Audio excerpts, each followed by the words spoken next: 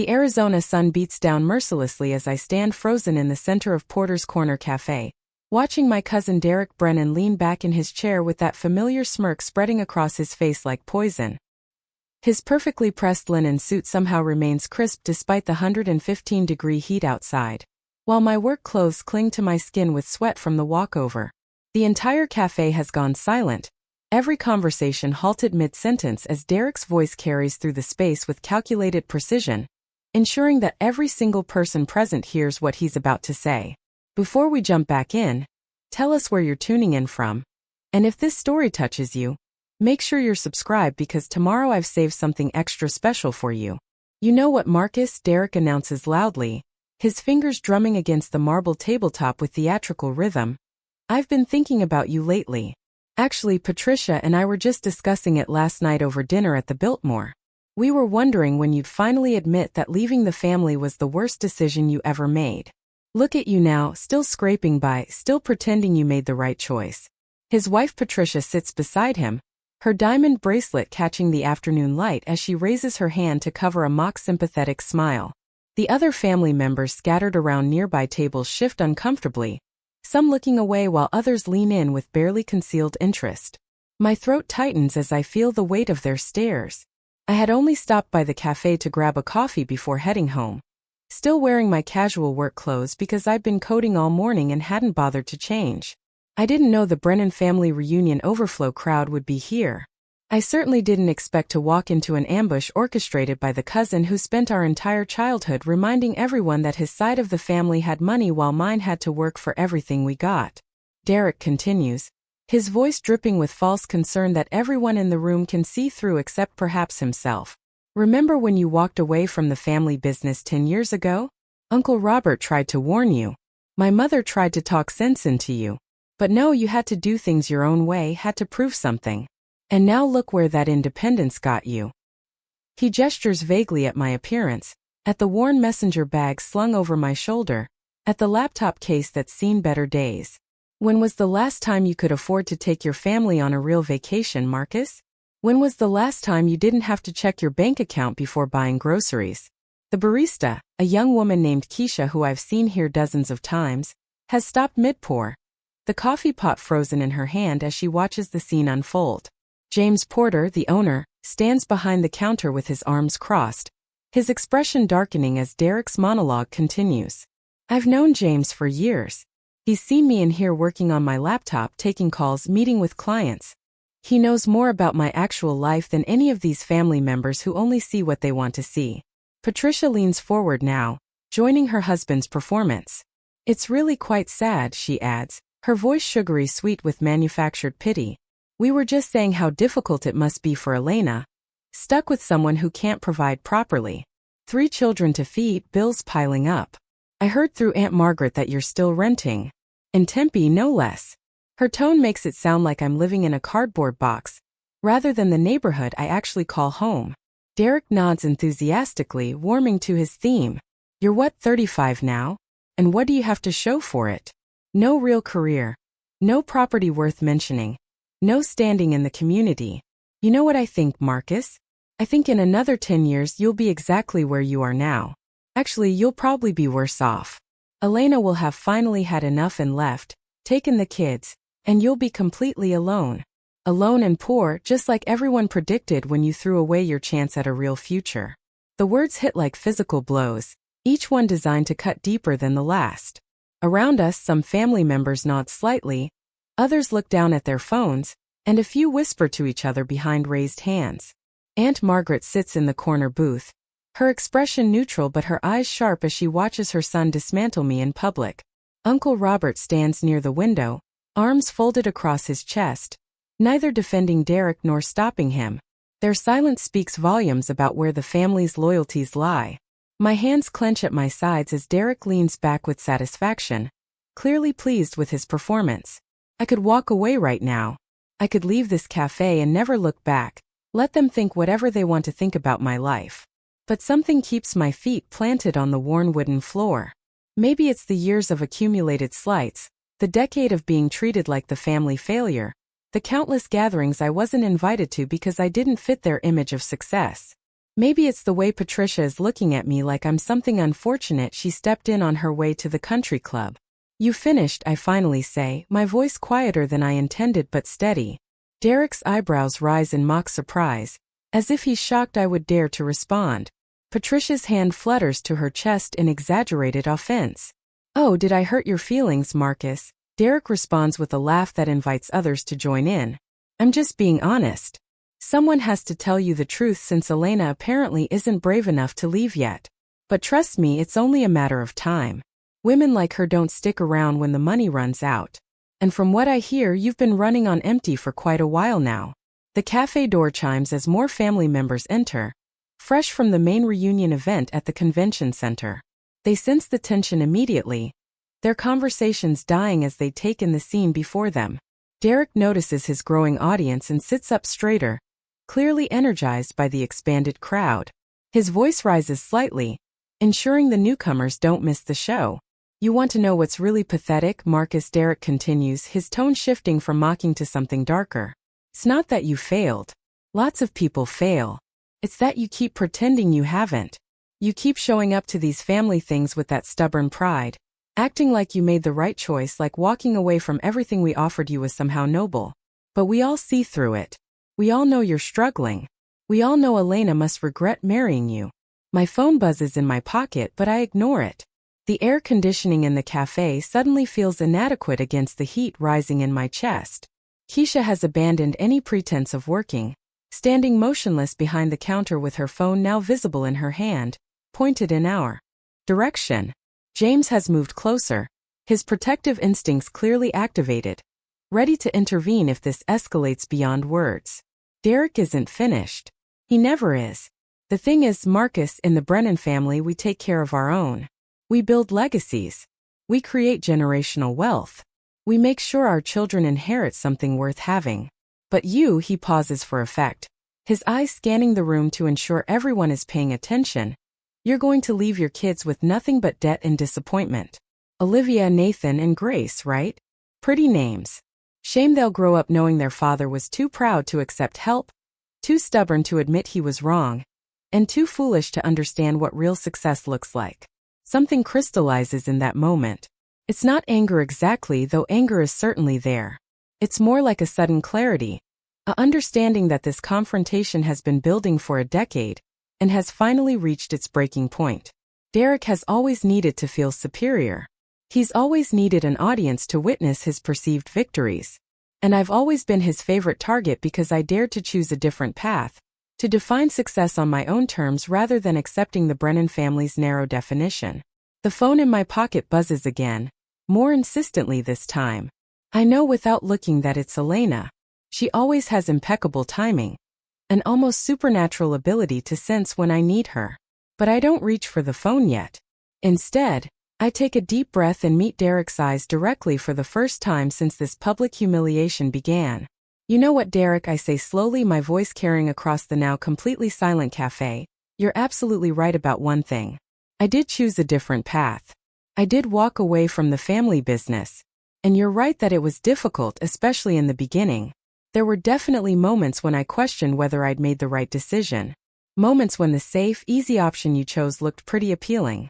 Derek's smile widens, thinking I'm about to admit defeat, about to validate everything he's been saying. Patricia actually claps her hands together once in anticipation. But I'm not finished. The difference between us, Derek, I continue, my voice gaining strength, is that I was willing to build something myself instead of living off what Uncle Robert built. I was willing to risk failure because I knew the alternative was spending my entire life in your shadow, taking orders from people like you, pretending that having my name on a trust fund meant I'd actually accomplish something. You call it pride. I call it self-respect. The cafe remains silent, but the quality of the silence has changed. People are leaning forward now rather than looking away. Keisha's phone is definitely recording, her eyes wide as she captures every word. James has a small smile playing at the corners of his mouth, the kind of smile that says he's been waiting for someone to finally stand up to Derek Brennan. Patricia's expression hardens. How dare you speak to my husband that way, she snaps, her carefully maintained composure cracking slightly. Derek has built an incredible career at Brennan Capital Group, Preparing and narrating this story took us a lot of time, so if you are enjoying it, subscribe to our channel, it means a lot to us. Now back to the story. He's respected throughout Phoenix. He serves on multiple boards. The Brennan Foundation has raised millions for charity. What have you done besides struggle and make excuses? Before I can respond, my phone buzzes a third time, and this time I pull it out. The message on the screen is from Elena, and it's only 2 words followed by a location pin that shows she's approximately 2 minutes away from the cafe. I'm here. I look up from my phone, and something in my expression must change because Derek's triumphant smile falters slightly. His eyes narrow as he tries to read what just shifted in the dynamic of this confrontation. You know, Derek, I say, slipping my phone back into my pocket, you mentioned Elena. You suggested she must regret marrying me. You implied she's only still around because she hasn't figured out how to leave yet. That's an interesting theory. Where are you going with this, Marcus? Derek demands, some of the confidence draining from his voice. The cafe door chimes again. But this time everyone's attention is on me, rather than whoever just entered. I think you should ask her yourself, I reply calmly. In fact, I think you're about to get that opportunity. The sound that follows is distinctive and impossible to mistake. Even before anyone turns toward the window, the deep throaty purr of a high-performance engine announces itself. Through the large front windows of Porter's Corner Café, a midnight blue Bentley Continental GT glides to a stop directly in front of the entrance. The afternoon sun glints off its perfect paint job, off the chrome accents, off the distinctive B-wing emblem on the hood. In a parking lot full of luxury vehicles belonging to various Brennan family members, this car makes them all look ordinary by comparison. The cafe erupts into whispers. Heads turn. People near the windows press closer to get a better view. Even Derek, who has spent the last 15 minutes performing absolute certainty in his assessment of my life, stares at the vehicle with something like confusion crossing his face. The driver's side door opens and Elena steps out. She's wearing a tailored navy blazer over a white silk blouse, professional but effortlessly elegant in the way she's always managed. Her dark hair is pulled back, diamond studs catching the light as she surveys the cafe through the window. Then the back doors open, and our 3 children spill out with the uncontained energy that only kids can manage after being confined in a car. Olivia is wearing her favorite purple dress, Nathan has on his dinosaur t-shirt, and Grace clutches the stuffed rabbit she takes everywhere. Elena says something to the children, pointing at the cafe, and all 3 of them turn to look through the window. Olivia spots me immediately and waves enthusiastically. Nathan is already heading for the door with single-minded determination. Grace toddles behind her older siblings, her rabbit dragging behind her on the sidewalk. The cafe door opens and my family enters in a tumbling rush of noise and motion that shatters whatever remained of Derek's carefully constructed narrative. "Daddy," Olivia shouts, running across the cafe with complete disregard for the stunned audience around us. "You said you were just getting coffee. Why is everyone staring?"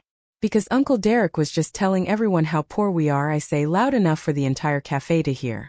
My daughter stops mid-stride and looks around with the brutal honesty only an 8-year-old can manage. "But we're not poor," she says, confused.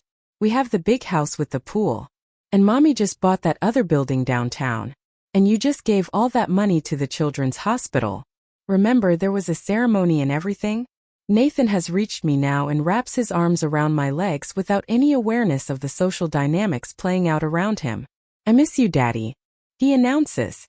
"Mommy says we can all go to the pizza place if you're done with your meeting. The fancy pizza place where they know our names." Elena follows our children into the cafe at a more measured pace, her heels clicking against the wooden floor. She surveys the scene with the same sharp assessment she brings to every situation, her eyes moving from me to Derek to the assembled family members scattered throughout the space. Then she looks at Patricia, at Aunt Margaret, at Uncle Robert, and finally back to Derek with an expression that could freeze lava. "Marcus, darling," she says, her voice carrying effortlessly across the room. "I'm so sorry I'm late. The closing on the Scottsdale property took longer than expected. You know how these multi-million-dollar commercial deals can be. So many lawyers, so much paperwork." She pauses, letting that sink in, then continues. "I hope I didn't interrupt anything important. Though from the absolute silence in here, I'm guessing I walked in on something interesting." Derek has gone very pale. Patricia's mouth opens and closes without sound. Aunt Margaret has straightened in her seat, her calculating eyes moving between Elena and me as she rapidly reassesses everything she thought she knew. Uncle Robert has unfolded his arms and taken a step closer, suddenly very interested in a conversation he'd been content to ignore moments ago. Elena walks over to me, leans up to kiss my cheek, then turns to face Derek with the full force of her attention. "You must be the famous cousin Derek," she says pleasantly. "Marcus has told me so much about you over the years. All about how you inherited your position at Brennan Capital Group when Uncle Robert retired. How the family trust fund has kept you comfortable. How you've never actually had to build anything from scratch because it was all handed to you on a silver platter lined with other people's accomplishments." The cafe has gone from silent to absolutely dead quiet. Even the espresso machine seems to have stopped hissing. Keisha is definitely recording now, no longer trying to hide it. James is leaning against the counter with his arms crossed and a huge grin on his face. Derek finally finds his voice. "I don't know what Marcus has told you," he begins, but his usual confidence is missing. Whatever lies he's been feeding you about his success are clearly exaggerations. I mean, look at him. Look at how he's dressed. Look at where you found him, in a coffee shop in downtown Phoenix, not even able to afford an office. Elena laughs, and it's not a kind sound. "This coffee shop," she says, gesturing around the space, "is owned by James Porter, one of Marcus's oldest friends and one of his first investors when he started Vertex Digital Solutions. James made quite a lot of money from that investment, actually. Enough to expand to 3 more locations across the valley. As for where Marcus was, he was finishing up a morning coding session at home before meeting me here. We have home offices, you see. Multiple home offices actually in our rather large house in Tempe. The one with the pool that Olivia mentioned. The one we own outright, no mortgage because we paid cash." Patricia makes a small sound that might be a gasp or might be an attempt to interrupt. Elena doesn't give her the chance.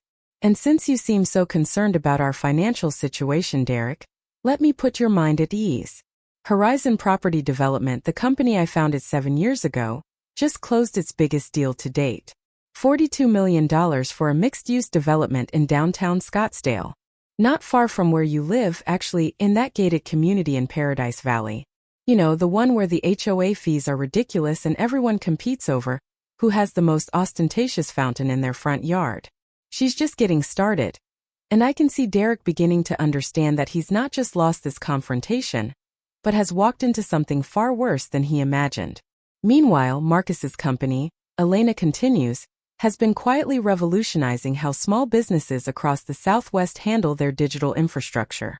Vertex Digital Solutions has 63 employees, contracts with over 200 companies, and last year alone generated revenues that would make your trust fund look like pocket change. But Marcus doesn't brag about it, because he's actually secure in his accomplishments, rather than needing to tear others down to feel important. Grace has gotten bored with the adult conversation, and is now pulling on Elena's hand. "Mommy, can we go see the cookies?" she asks, pointing at the display case where James keeps fresh pastries. Elena's expression softens immediately as she looks down at our youngest daughter. "Of course, sweetheart," she says gently. "James always saves the best cookies for special customers."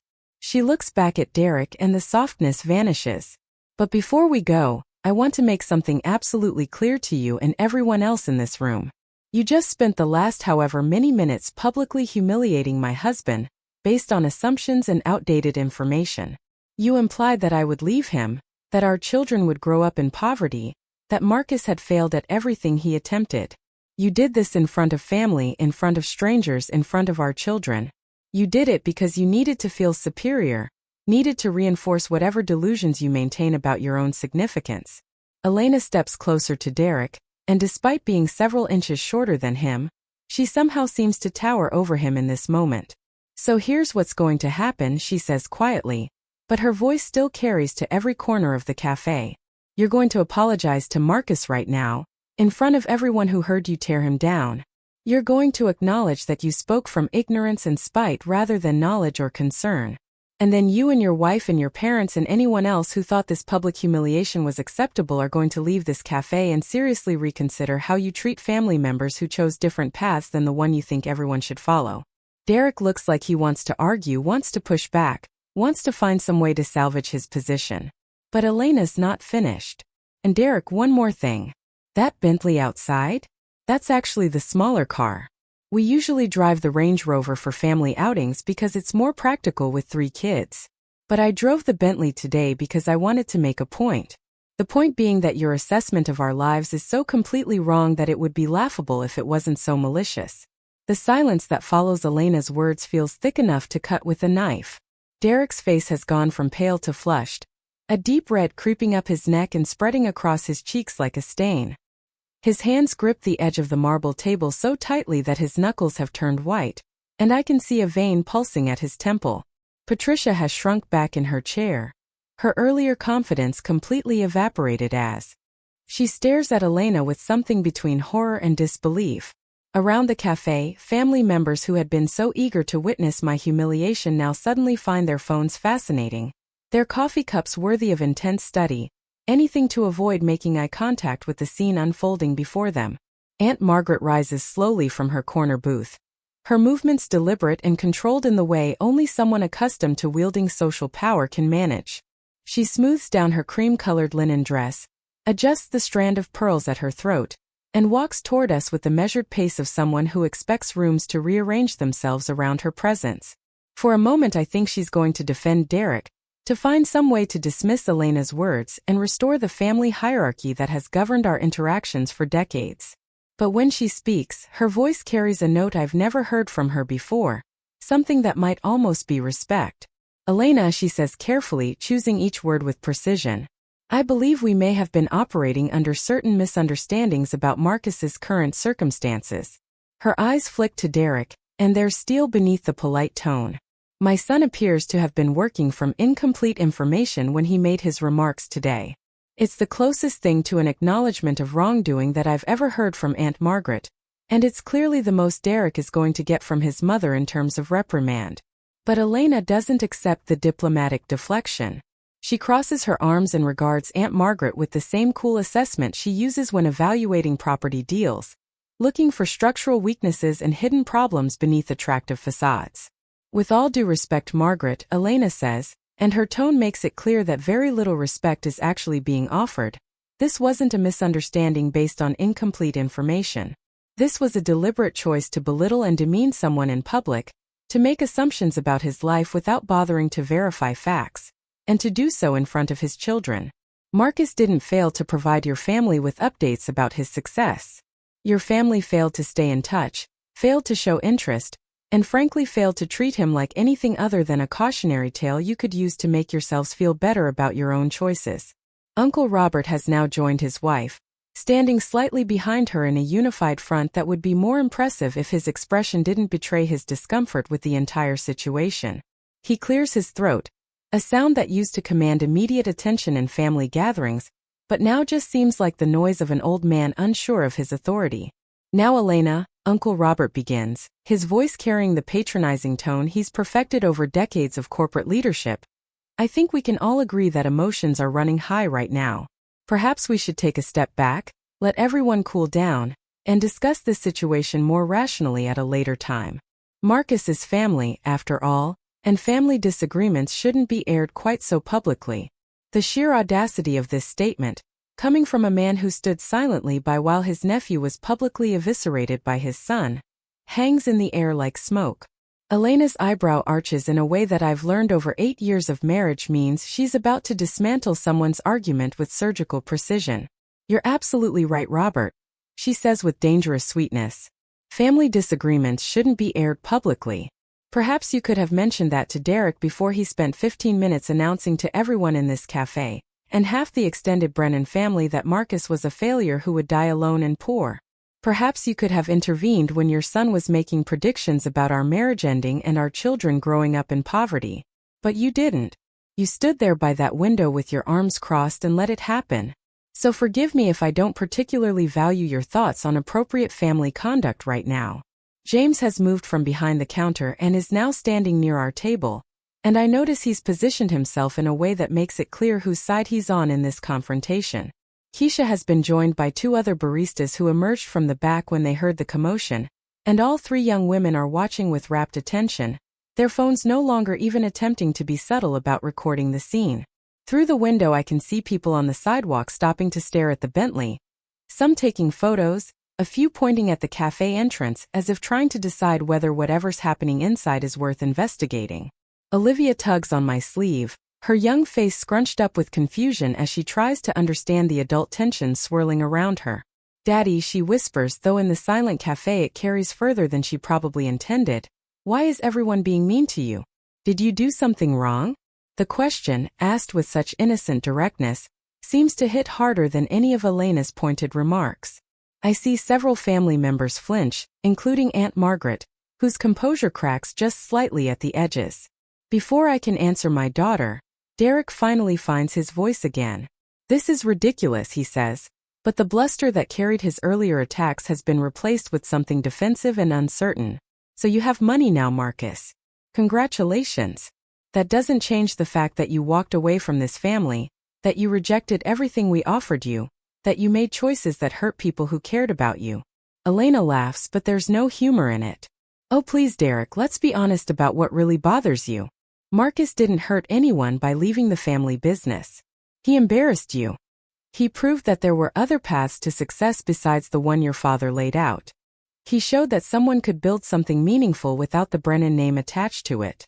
And every time he succeeded without you, it was a reminder that your own accomplishments are built on a foundation someone else created." Patricia makes a small sound of protest, finally finding her voice again. "You don't know anything about us," she says shrilly, her carefully maintained influencer persona cracking to reveal something bitter underneath. "You don't know how hard Derek works, how much pressure he's under, how difficult it is to maintain the standards expected of someone in his position. It's easy to criticize when you're not living under the same scrutiny." Nathan has abandoned his position at my legs and wandered over to the display case where James keeps pastries, his attention span for adult drama exhausted. Grace follows him, still clutching her stuffed rabbit, and the two of them press their faces against the glass to examine the cookies with serious concentration. The normalcy of their behavior, the way they've moved on from tensions they don't fully understand, provides a strange counterpoint to the confrontation still unfolding. Elena turns her attention to Patricia now, and I almost feel sorry for Derek's wife. Almost.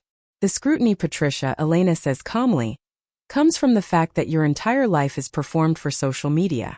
You've built an existence around showing everyone else how perfect your marriage is, how luxurious your lifestyle is, how enviable your position is. And maybe if you spent less time curating that image and more time actually being present in your own life, you'd realize how hollow it all is. Marcus and I don't post about every vacation, every purchase, every achievement because we don't need external validation to feel successful. We know what we've built. We know what our marriage means. We don't need strangers on the internet to confirm it for us." The words land like physical blows, and Patricia recoils as if she's been slapped. Her hand goes to her phone, an instinctive gesture that proves Elena's point more effectively than any argument could. Around the cafe, I notice several family members quickly pocketing their own phones, suddenly self-conscious about their own social media habits. Aunt Margaret tries again to regain control of the situation, her voice taking on the authoritative tone she used when we were children and she needed to end disputes between cousins. "I think we've all said quite enough for one day. Derek, Patricia, we're leaving. Robert, call the car." "Marcus," she looks at me directly for the first time, her expression unreadable. "We'll speak later when everyone has had time to reflect on today's events." But Elena steps between Margaret and the door, and the gesture is subtle but unmistakable. "Actually, Margaret," Elena says quietly, "we're not quite finished here. Because there's something else everyone in this room needs to understand. This isn't the first time Derek has done something like this to Marcus. This is just the first time he did it in front of witnesses who aren't part of your carefully controlled family narrative." I feel my stomach tighten because I know where Elena is going with this, and I'm not sure I want these particular wounds reopened in such a public setting. But my wife has never been one to leave things half-finished, and she's clearly decided that if we're going to have this confrontation, it's going to be complete and thorough. 5 years ago, Elena continues, her voice steady but hard, when Marcus's first startup was struggling, Derek made sure everyone in the family knew about it. He sent emails, made phone calls, showed up at family gatherings with pointed questions designed to highlight every setback. When that company eventually failed, Derek was there to say I told you so, to remind Marcus that he should have stayed with the family business, that his independence had been a mistake. And when no one from this family reached out to offer support during that difficult time, Derek made sure Marcus knew it was because they all agreed with his assessment. Derek's face has gone from red to ashen. That's not, he starts, but Elena cuts him off with a raised hand. Then 3 years ago, Elena continues relentlessly, when Marcus and I got married, Derek called him 2 weeks before the wedding. Do you remember what you said, Derek? Because Marcus does. He remembers every word. You told him that I was too good for him, that I would eventually realize my mistake, that our marriage wouldn't last because I came from money and would get tired of carrying someone who couldn't match my success. You told him he was making another bad decision, that he was going to end up alone, and that when I left him, the family wouldn't be there to pick up the pieces because he'd burned those bridges. The cafe has somehow managed to get even quieter, if that's possible. I see genuine shock on some faces now, family members who perhaps didn't know the full extent of Derek's campaign against me over the years. Uncle Robert's expression has darkened considerably, and even Aunt Margaret looks troubled, her carefully maintained composure showing cracks. Patricia is staring at her husband with something like horror. You said that, she asks him quietly. You told Marcus that his wife would leave him? Derek won't meet her eyes, his gaze fixed on the table in front of him, and his silence is answer enough. And here's the thing that really matters, Elena says, her voice rising slightly with emotion for the first time. Marcus never told me about that phone call until years later. He never tried to turn me against Derek or make me see his family as enemies.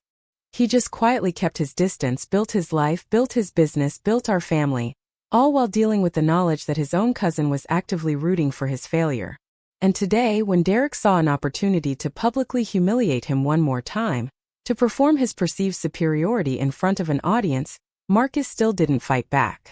He just stood here and took it because that's the kind of person he is.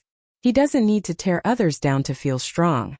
James clears his throat, and when he speaks, his voice carries the weight of someone who's known me long enough to validate everything Elena is saying. I've known Marcus for over a decade, he says, addressing the room at large. I watched him build Vertex Digital Solutions from nothing. I watched him work 100-hour weeks, take risks, face setbacks, and keep going. I invested in his company not because we're friends, though we are, but because I could see he had something real. And I've watched him help dozens of other small business owners in this community, often without charging them what his expertise is worth, because he actually cares about seeing people succeed. That's not something you can fake. That's character. And it's something no amount of inherited wealth or family connections can buy. The validation from an outside source seems to shift something in the room's atmosphere. Family members who had been avoiding eye contact start looking at me differently, reassessing, reconsidering. A woman I vaguely recognize as a second cousin pulls out her phone and starts typing rapidly, and I wonder if she's searching for Vertex Digital Solutions, trying to verify what Elena and James have said. Derek finally looks up, and there's something broken in his expression, something that might be the first genuine emotion I've seen from him all afternoon. You act like I'm some kind of monster, he says, and his voice has lost all its earlier confidence.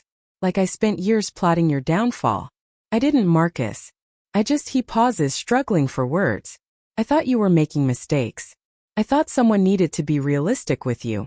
You thought you were better than him, Elena finishes flatly. You thought your path was the only valid path. You thought success had to look a certain way, and when Marcus proved that wrong, you couldn't handle it. So you kept moving the goalposts, kept finding new ways to diminish his achievements, kept waiting for him to fail so you could be proven right. And today, when you saw him in casual clothes in a coffee shop, you jumped to conclusions without asking a single question about his actual life because you wanted it to be true. You wanted him to be struggling because it validated every choice you've made, every judgment you've passed. The accuracy of this assessment seems to deflate Derek completely. He slumps in his chair, his expensive suit suddenly looking less like armor and more like a costume. Patricia has moved slightly away from him, creating physical distance that mirrors the emotional chasm that seems to have opened between them. Aunt Margaret and Uncle Robert stand frozen, perhaps recognizing that their son's behavior reflects on them as parents, as family leaders, as the architects of the value system that produced this moment. Olivia returns from the pastry case with Nathan and Grace in tow, all three of them now holding cookies that James has clearly given them. "Daddy," Olivia says brightly, completely oblivious to the heavy atmosphere. "Mr. James says these cookies are on the house because we're valued customers." "What does that mean?" "It means James appreciates our business," I tell her, my voice rougher than I intended. "It means he's a good friend." She nods seriously, taking a bite of her cookie, then looks around at all the adults staring at us. "Why is everyone still looking?" she asks. "Are we famous or something?" The innocent question breaks whatever remaining tension was holding the room in its grip. A few people actually laugh, nervous sounds that release some of the pressure. Elena kneels down to Olivia's level, smoothing our daughter's hair with gentle fingers. "Not famous, sweetheart," she says softly.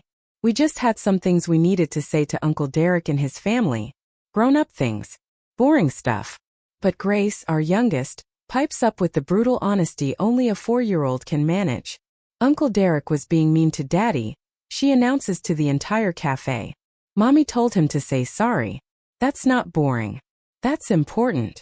When Nathan is mean to me, he has to say sorry too. Right, Mommy?" Elena's lips twitch in what might be a suppressed smile. "That's exactly right, Grace," she confirms. "When people are mean, they should apologize. And Derek has something he needs to say to Daddy now. Don't you, Derek?" Derek sits motionless in his chair, his eyes fixed on the table's surface as if hoping it might open up and swallow him whole. The expectant silence stretches out, broken only by the soft sounds of my children eating their cookies and the distant hum of traffic outside. Every person in Porter's Corner Café seems to be holding their breath, waiting to see if Derek Brennan, who has spent the better part of an hour publicly destroying my reputation, can find it within himself to do what a 4-year-old understands as basic human decency. Patricia places her hand on her husband's arm, a gesture that could be either support or pressure, and leans in close to whisper something I can't hear. Derek shakes his head slightly, jaw clenched, and for a moment I think he's going to refuse entirely, that he's going to stand up, declare this whole situation beneath him, and storm out with whatever dignity he can salvage. But then Uncle Robert speaks, his voice carrying the kind of authority that comes from decades of commanding boardrooms and bending others to his will. "Derek," Uncle Robert says simply, and that single word contains volumes. It's not a request or a suggestion. It's the voice of a father who has just watched his son's behavior reflect poorly on the family name, and who knows that how Derek responds in this moment will determine how the Brennan family is perceived by everyone present. Uncle Robert built his reputation on projecting strength and control, and right now Derek is threatening that carefully constructed image. Derek's hands slowly unclench from where they've been gripping the table edge. He takes a deep breath, then another, and finally raises his eyes to meet mine. What I see there is complex, a mixture of humiliation, resentment, and something that might actually be the beginning of genuine remorse. His mouth opens, closes, opens again as he searches for words that clearly don't come easily. "Marcus," he begins, and his voice is so much quieter than the booming confidence he wielded earlier that several people lean forward to hear. He pauses, swallows hard. "I spoke out of turn today. I made assumptions about your life without having accurate information. I said things that were," he seems to choke on the next word, "inappropriate and hurtful. In front of your family." In front of, his eyes flick to where Olivia, Nathan and Grace stand watching him with open curiosity. "Your children." Elena's expression doesn't soften, but she gives a slight nod that indicates Derek should continue. He seems to draw strength from this minimal acknowledgement, or perhaps he's just desperate to get through this ordeal as quickly as possible. "The things I said about your marriage, about Elena leaving you, about your children growing up in poverty," Derek continues, each word sounding like it's being physically pulled from him, "those were out of line. They were," he pauses again, searching for the right phrase, "cruel. And they were based on my own," he struggles visibly with this admission, "my own need to feel superior rather than any actual concern for your well-being." It's not a perfect apology. It's not even particularly gracious. But it's more than I ever expected to hear from Derek Brennan. And the fact that he's managing to say it at all in front of this audience represents a significant crack in the armor he's worn for as long as I've known him. Several family members shift in their seats, and I catch Aunt Margaret's expression, which reveals something that might be disappointment in her son mixed with grudging respect for Elena's ability to extract this concession. "I accept your apology," I say quietly, "and I mean it.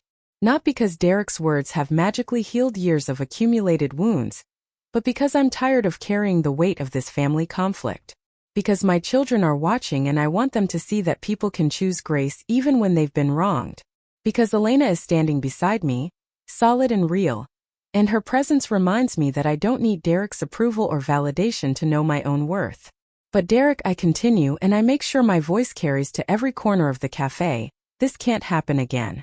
Not to me, not to anyone else in this family who makes choices you don't understand or approve of. You don't get to be the arbiter of what success looks like for other people. You don't get to tear people down just because their path looks different from yours. Derek nods slowly, his face still flushed with embarrassment, but some of the defensive tension draining from his shoulders. Patricia has tears running down her carefully made-up face, leaving dark mascara trails in their wake, and she's no longer looking at any of us but staring at her hands folded in her lap. Whatever image she had of her husband, whatever narrative she'd constructed about their superiority within the family hierarchy, has clearly taken significant damage today. Aunt Margaret steps forward now, and when she speaks, her voice has lost some of its imperious edge. Marcus, she says carefully, I believe I owe you an apology as well. I stood by while Derek said those things to you. I allowed it to continue without intervention because she pauses, and this admission seems to cost her something because some part of me believed he was right. Not about the specifics perhaps, but about the broader principle. I thought you had made a mistake leaving the family business. I thought your independence was prideful and foolish. I see now that my judgment was, she searches for the right word, premature. It's the closest thing to an admission of fault I've ever heard from Aunt Margaret, and it's clear from the shocked expressions on several family members' faces that this represents a significant departure from her usual unwillingness to acknowledge error. Uncle Robert looks like he wants to say something, perhaps to soften his wife's words or to reassert control over the situation, but Aunt Margaret silences him with a single sharp look. We have not been good family to you, Aunt Margaret continues, and now I can hear real regret in her voice beneath the formal phrasing. We shut you out when you chose a different path. We did not celebrate your successes because we were too invested in being proven right about our own choices. We did not welcome Elena as we should have, did not make efforts to know your children, did not. She stops, seeming to recognize that the list of failures could go on indefinitely. We failed you in the ways that matter most to family. The admission hangs in the air like smoke, and I see its impact ripple through the assembled relatives. Some look guilty, others defensive. A few seem to be having genuine revelations about their own behavior toward me over the years. The woman I thought was a second cousin is crying openly now, and an older uncle I vaguely remember from childhood gatherings has his head in his hands. Elena's hand finds mine, her fingers lacing through my own in a gesture of solidarity and support. I squeeze back, grateful for her presence, for her fierce defense of me, for her unwillingness to let this family's narrative go unchallenged. Olivia has finished her cookie and now leans against my leg, her small body warm and trusting. Nathan and Grace have discovered a collection of magazines on a nearby table, and are flipping through them with intense concentration, their attention spans for adult drama completely exhausted. James clears his throat from behind the counter, and when he speaks, his tone is gentle but firm. I think he says carefully that maybe what everyone needs right now is a little space to process today's events. The cafe closes in 20 minutes anyway, and I suspect folks might benefit from some time to reflect privately rather than continuing this conversation right now. It's a diplomatic suggestion that gives everyone an out, a way to end this confrontation without anyone having to explicitly retreat or surrender. Uncle Robert seizes on it immediately, turning to Aunt Margaret with visible relief. That's an excellent idea, he says, already moving toward the door. We should head back to the house. There's still the evening reception at the hotel to prepare for. But Aunt Margaret doesn't move. Instead, she looks at Elena, then at me, and asks a question I never expected to hear from her. Will you come? To the reception tonight. Both of you. The children as well. It's at the Arizona Biltmore at 7 o'clock. It would, she pauses, choosing her words with obvious care, mean a great deal to have you there. To have your family there as part of our family. The invitation catches me completely off guard. For 10 years I've been excluded from major family events, relegated to the periphery of Brennan family life. And now Aunt Margaret is extending an olive branch in the form of an invitation to what I know is the biggest social event of the family reunion weekend. I look at Elena, trying to gauge her reaction, but her expression is carefully neutral. "We'll think about it," Elena says diplomatically, which is neither acceptance nor rejection but leaves the door open. "Right now we have plans with the children, and Marcus and I need to discuss whether attending would be the right choice for our family. But we appreciate the invitation." Aunt Margaret nods, seeming to understand that this is the most she's going to get right now. She turns to Derek and Patricia, and her voice takes on a sharper edge. "Derek, Patricia, you will also attend the reception. And before you arrive, you and I will have a conversation about appropriate behavior and family responsibility." Her tone makes it clear that this upcoming conversation will not be pleasant for her son. Derek and Patricia rise from their table like chastised children, both of them avoiding eye contact with everyone in the cafe as they make their way toward the exit. As Derek passes our table, he stops briefly, opens his mouth as if to say something more, then seems to think better of it and continues toward the door. Patricia follows, her designer handbag clutched against her chest like a shield, her earlier superiority replaced with obvious distress. Other family members begin gathering their things, preparing to leave in the wake of Derek and his parents. As they file out, some avoid looking at me entirely, others offer small nods or tentative smiles that might be attempts at reconciliation. The second cousin who was crying earlier actually stops to speak to me directly, her voice thick with emotion. "Marcus, I'm Jennifer," she says, though I have no memory of ever meeting her before. "We're technically second cousins through your grandmother's side. I just wanted to say that what Derek did today was wrong. And I'm sorry that so many of us just sat here and let it happen.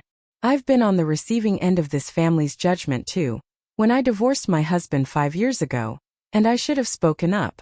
I didn't, and I regret that." Her honesty is unexpected and touching, and I find myself genuinely moved by the apology. "Thank you, Jennifer," I tell her. "That means more than you might think." She nods, squeezes my shoulder briefly, and then follows the other relatives out of the cafe. Within minutes, the space has cleared of Brennan family members, leaving just my family, James, Keisha, and the 2 other baristas who have been witnessing this entire drama unfold. The energy in the room shifts immediately, the oppressive weight of family expectations and social hierarchy lifting like fog burning off in the morning sun. Keisha approaches our table cautiously, her phone still in her hand. "I'm really sorry if this is inappropriate," she begins, clearly nervous, "but I recorded a lot of what just happened. Not to be creepy or anything, but because it felt important. Like people should see this. The way your wife stood up for you, the way that Derek guy got put in his place. Would you mind if She hesitates, unsure how to finish the sentence. "If you posted it online," Elena finishes for her, and Keisha nods quickly. Elena looks at me, a question in her eyes, leaving the decision to me. I think about Derek's social media presence, about Patricia's carefully curated Instagram feed, about the way the Brennan family has always controlled their public narrative. I think about how many other people might be dealing with similar family dynamics, might be struggling with relatives who tear them down instead of building them up. "Go ahead and post it," I tell Keisha. "But maybe edit out the parts with my kids if you can. They didn't ask to be part of this, and I want to protect their privacy as much as possible." Keisha's face lights up with excitement and relief. "Absolutely, I can definitely do that," she says quickly. "And if you want me to take it down at any point, just let me know. I'm not trying to exploit your situation or anything. I just think people need to see what real family support looks like. The way your wife defended you was," she pauses, searching for the right word, "epic." Elena laughs at this, a genuine sound that carries none of the hard edges from earlier. "Epic is definitely one word for it," she agrees, though I prefer to think of it as simply standing up for the person I love, which should be the baseline for how spouses treat each other, not some exceptional act worthy of viral video status.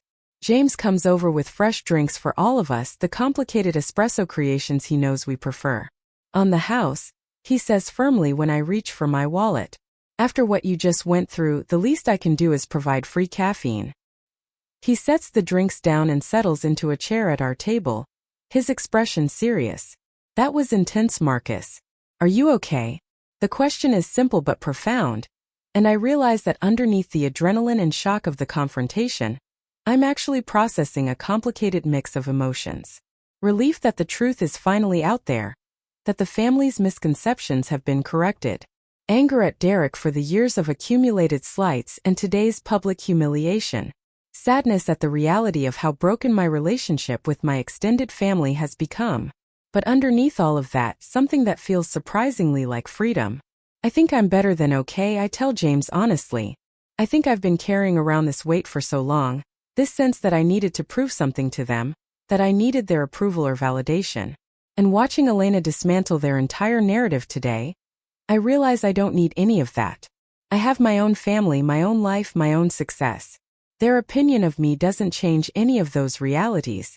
Nathan has abandoned the magazines and wandered back over to climb into my lap, his small body fitting perfectly against my chest the way it has since he was a baby. Daddy, he says seriously, that man who said mean things to you, is he still our uncle? The question is so direct, so uncomplicated by adult complexities, that it makes everyone at the table pause. Yes, buddy, he's still your uncle, I tell him gently. Sometimes family members say things they shouldn't, do things that hurt each other. But that doesn't stop them from being family. It just means the relationship is complicated. Nathan considers this with the intense focus he brings to all new information. Like when Olivia broke my toy truck but she's still my sister, he asks, and I have to smile at the comparison. Exactly like that, I confirm. Though Uncle Derek's mistake was a lot bigger than breaking a toy truck. Olivia, overhearing this, looks up from where she's been showing Grace pictures in a magazine. Uncle Derek should buy you a new toy truck then, she announces with the unshakable logic of an 8-year-old. When I break Nathan's stuff, you make me use my allowance to replace it. Uncle Derek is a grown-up, so he has more allowance and should buy an even better truck. Elena nearly spits out her coffee, trying not to laugh. Out of the mouths of babes she manages, and James is openly grinning now. Your daughter has a point, Marcus. Maybe Derek's apology should come with some material restitution. I'm thinking the Bentley would be a good start. The tension that's been coiled tight in my chest since this whole ordeal began finally starts to unwind as we sit there laughing, my children oblivious to the deeper implications of what just transpired, my wife radiating satisfaction at having thoroughly dismantled my family's false narrative, and my friend James providing the kind of steady support that matters more than any amount of family obligation. This, I realize, is what actually matters. Not Derek's opinion, not Aunt Margaret's approval, not Uncle Robert's assessment of my choices. This moment, this table, these people. Keisha approaches again, this time with her phone turned around to show us the screen. I already edited the video and posted it on my TikTok, she says a little nervously. It's been up for like 5 minutes and it already has 2,000 views. People are losing their minds in the comments. She scrolls through rapidly, and I catch glimpses of comment after comment praising Elena, condemning Derek, sharing similar stories of family betrayal and vindication. James leans over to look at the screen and whistles low. 2,000 views in 5 minutes? Keisha, this is about to go seriously viral. I hope everyone in that video is prepared for the internet to have opinions about their lives. He looks at me with concern. Are you sure you're okay with this, Marcus? Once it's out there, you can't control the narrative anymore. But that's exactly the point, Elena says before I can respond. The Brennan family has controlled their narrative for decades. They've decided who gets to be successful, what success looks like, who deserves recognition and who deserves judgment. This video doesn't need our control because the truth speaks for itself. Let the internet have its opinions. They won't be any harsher than what Derek has been saying about Marcus for years. Except this time people will also see Marcus being defended. My phone, which has been silent in my pocket throughout this entire ordeal, suddenly starts buzzing with rapid-fire notifications. I pull it out to find messages flooding in from numbers I don't recognize, from old acquaintances I haven't spoken to in years, from business contacts and distant relatives. The video has apparently spread beyond just Keisha's TikTok already, shared and reshared across multiple platforms. One message catches my eye, from someone named Thomas Brennan, who I vaguely remember as a cousin roughly my age who moved to Seattle years ago. Just saw the video from the Café. About damn time someone put Derek in his place. He pulled similar crap on me when I came out to the family 8 years ago. Good for you and your wife for not backing down. Proud to be related to you even if distantly. I show the message to Elena, who reads it with raised eyebrows. Looks like Derek has been making enemies across the family tree for years, she observes. I wonder how many other relatives have stories like this. How many other people he's judged and dismissed and made to feel less than. Probably more than we know, James says quietly. People like Derek rarely limit their cruelty to just one target. They need to maintain their sense of superiority, which means constantly finding new people to look down on. It's exhausting and it's toxic, but it's also predictable. Grace has fallen asleep in her chair, her head resting on the table next to her half-eaten cookie, the stuffed rabbit clutched in her small hand. Elena gently brushes hair back from our youngest daughter's face, her expression softening with the kind of maternal tenderness that still catches me off guard even after 8 years of watching her mother our children. We should probably head home, Elena says softly. It's been a long day and the kids need dinner and baths and their normal routine. Plus, she looks at me meaningfully, we need to decide whether we're actually going to that reception tonight. The drive home from Porter's Corner Café takes us through streets I've traveled countless times. But today everything looks different somehow.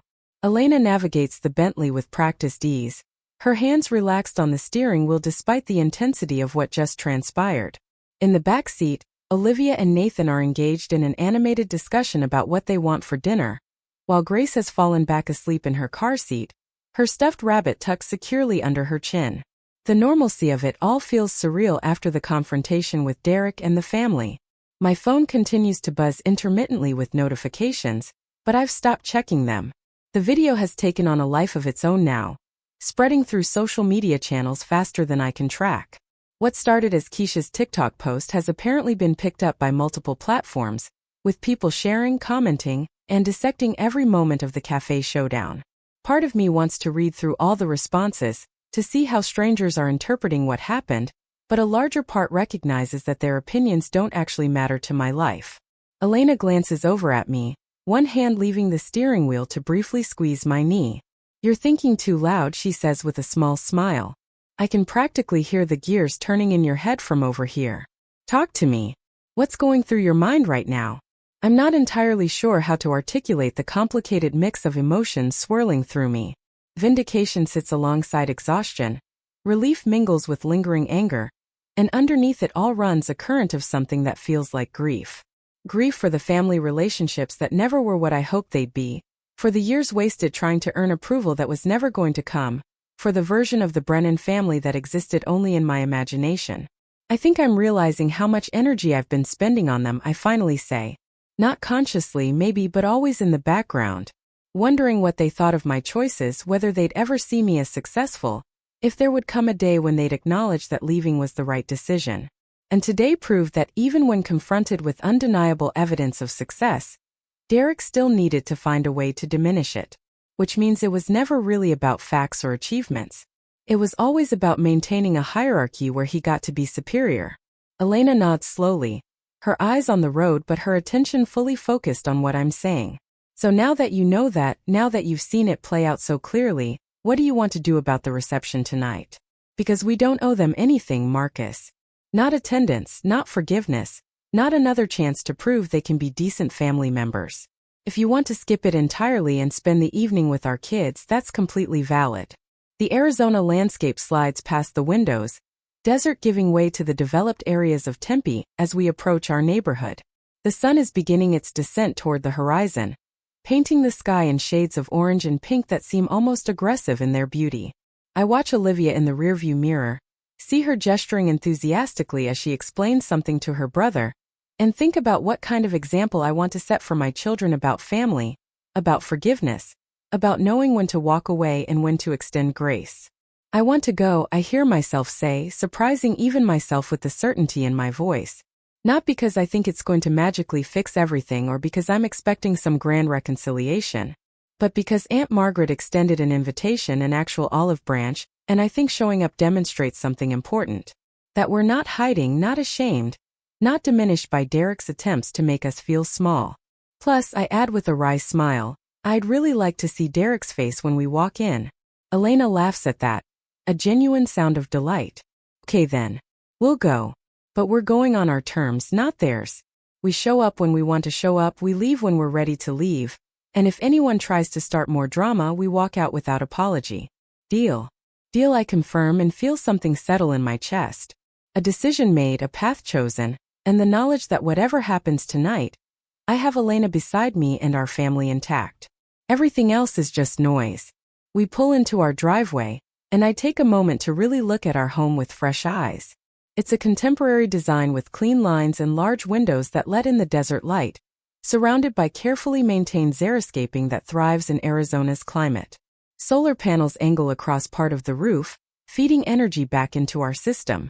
The attached garage houses not just the Range Rover that Elena mentioned earlier, but also my Tesla and a collection of bikes the kids are slowly growing into. It's not ostentatious in the way Derek's Paradise Valley mansion is, but it's undeniably substantial, undeniably successful, undeniably ours. Olivia and Nathan tumble out of the back seat as soon as Elena puts the car in park, racing each other to the front door with the boundless energy only children possess after being confined in a vehicle. I carefully extract Grace from her car seat, trying not to wake her, and she settles against my shoulder with a soft sigh.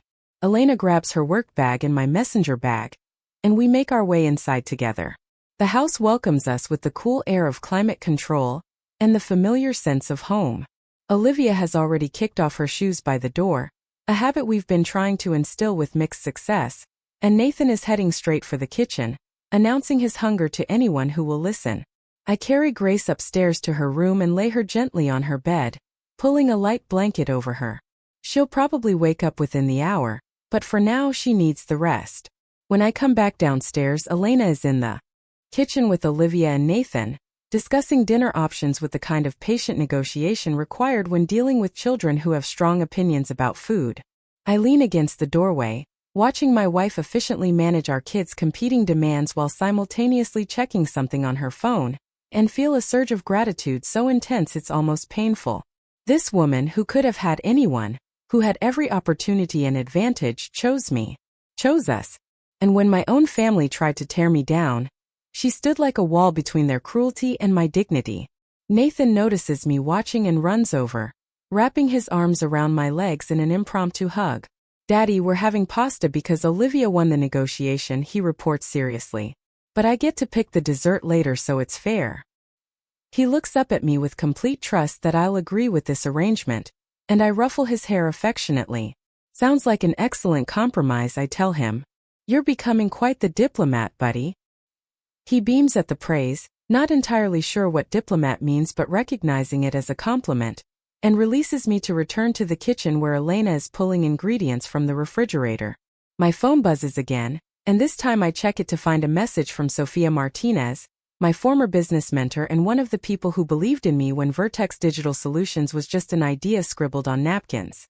The message includes a link to what appears to be a news article, followed by her comment. "You've made the local news cycle. Channel 12 just ran a segment about family dynamics and public shaming in the age of social media, using your Café video as the primary example. Call me when you get a chance. We should talk about how to handle the media attention this is generating." I click the link and find myself watching a professionally edited news segment that features clips from Keisha's video, interviews with relationship experts discussing toxic family dynamics, and commentary from a social media analyst explaining why the video has resonated so strongly with viewers. The segment is titled "When Family Becomes Toxic," and the anchor's introduction is sympathetic to my position, framing the incident as an example of how economic anxiety and class consciousness can poison family relationships. Elena appears at my shoulder, reading over my arm. "Well," she says dryly, "that didn't take long. We're officially a news story now. How do you feel about that?" "Honestly, I'm not sure yet," I admit. Part of me wishes this could have stayed private, just family drama that we dealt with internally. But another part recognizes that making it public might actually create some accountability. Derek can't just sweep this under the rug and pretend it never happened when thousands of people have seen him at his worst. My phone rings and Sophia's name appears on the screen. I step out onto our back patio to take the call, seeking a moment of privacy away from the dinner preparations and children's voices. The desert evening air is still hot but beginning to cool, and I can hear the sound of our neighbor's pool filter humming in the background. "Marcus," Sophia's voice is warm but concerned when I answer. "I just saw the video and the news coverage. Are you okay? And more importantly, do you need any help managing this situation? Because it's about to get significantly bigger if the trajectory continues." I'm okay, I tell her and realize that I actually mean it. It was intense and uncomfortable, but Elena handled it perfectly. We're actually planning to attend the family reception tonight, which I know probably sounds crazy given everything that just happened. Sophia is quiet for a moment, and I can almost hear her processing this information through her strategic mind. That's actually brilliant, she says finally. Shows confidence, demonstrates that you're not hiding or ashamed, and sends a message that Derek's attempt to humiliate you failed spectacularly. But Marcus, you need to be prepared for the possibility that reporters might show up at that reception. The Brennan family is well known in Phoenix social circles, and this story has all the elements that media loves. Wealthy family, public confrontation, social media virality, and a redemption arc. It's narrative gold. The thought of reporters at the reception hadn't occurred to me, and I feel my stomach tighten at the prospect. What would you recommend, I ask. Should we skip it after all? Try to let this blow over? No, Sophia says firmly. You go. You hold your head high. You bring your beautiful wife, and if anyone asks questions, you give them the simplest possible statement. Something like, today was about family dynamics that have been complicated for years, and we're hopeful that honest conversations can lead to healthier relationships moving forward. Don't trash Derek, don't get into specifics, just stay dignified and brief. Let the video speak for itself, but show that you're taking the high road going forward. Her advice is solid, the kind of strategic thinking that helped me navigate the early challenges of building my business. We talk for a few more minutes about potential media scenarios and how to handle them, and by the time I hang up, I feel more prepared for whatever the evening might bring. Back inside, Elena has corralled the children into setting the table, a task they approach with varying degrees of enthusiasm and competence. Grace has woken up from her nap and is carefully placing napkins at each seat, her tongue sticking out slightly in concentration. Olivia is folding napkins into elaborate shapes she learned from a YouTube video, and Nathan is methodically counting out forks and spoons, determined to get the numbers exactly right. I slip my arms around Elena's waist as she stirs sauce on the stove, pressing a kiss to her temple. Thank you, I say quietly. For everything today. For defending me, for seeing through Derek's performance, for being exactly who you are. She leans back against me, her hands still working but her body relaxing into my embrace. You don't need to thank me for that, Marcus. That's just what marriage is supposed to be. Having each other's backs, standing up for each other, refusing to let anyone tear your partner down. I'm just sorry it took your family so long to see what I've known since the day I met you. Dinner is chaotic in the way that meals with 3 young children always are. Nathan spills his water, Olivia talks nonstop about a project she's working on for school, and Grace insists on feeding herself despite the mess this creates. It's normal and perfect and grounding after the intensity of the afternoon. Elena and I exchange glances across the table, those small moments of connection that communicate entire conversations without words. After dinner, we divide the evening responsibilities with practiced efficiency. Elena takes the kids upstairs for baths while I clean up the kitchen, loading the dishwasher and wiping down counters with the kind of meditative focus that helps me process the day. My phone continues to buzz periodically, but I've mostly stopped checking it. Whatever is happening on social media will happen whether I watch it unfold or not. By the time the kids are clean and in pajamas, it's nearly 6 o'clock. Elena and I retreat to our bedroom to change for the reception, and I find myself standing in front of my closet trying to decide what kind of statement I want to make with my clothing choices. The irony isn't lost on me that this morning I'd thrown on casual work clothes without a second thought, and that choice had been used as evidence of my supposed failure. Elena emerges from her closet wearing a striking emerald green dress that fits her perfectly, elegant without being ostentatious, expensive without screaming wealth. She's paired it with understated jewelry, and heels that add just enough height to be impressive. She looks at me still standing in front of my closet in my undershirt and slacks, and raises an eyebrow. Having trouble deciding, she asks with amusement. I gesture helplessly at the array of suits and dress shirts. I don't want to look like I'm trying too hard, but I also don't want to give them any ammunition to criticize, I admit. Elena walks over and runs her hands along the hanging clothes, then pulls out a charcoal gray suit I haven't worn in months, pairing it with a crisp white shirt and a deep blue tie. This, she says decisively. Professional but not stuffy, expensive but not flashy, and it makes you look absolutely devastating. which is exactly the vibe we're going for tonight. She helps me with the tie, her fingers deft and efficient, and stands back to examine the overall effect. Perfect. You look like exactly what you are. A successful entrepreneur who has nothing to prove, but is gracious enough to show up anyway. We explain to the kids that Mommy and Daddy are going to an adult party for a few hours, and that Mrs. Chun from down the street will be staying with them. There are the usual protests and negotiations, but eventually, they settle down with promises that we'll check on them when we get home. Mrs. Chun arrives promptly at 6:30, a grandmother figure who has babysat for us dozens of times and whom the children adore.